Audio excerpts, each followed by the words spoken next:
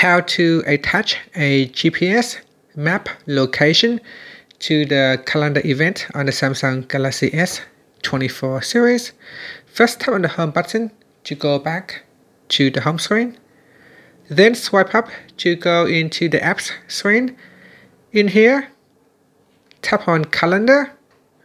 Then tap on create to create a new calendar event. Next, I will give it a title, and then we scroll down and tap on location. Now in the location text box, you can manually put in the address, or you can use the map to select a location. So you can use the search text box up here to search for a specific location. You can use the map here to look for a location.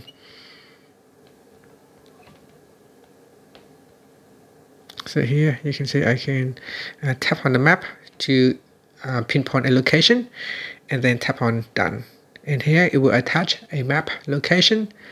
After, you can tap on saved.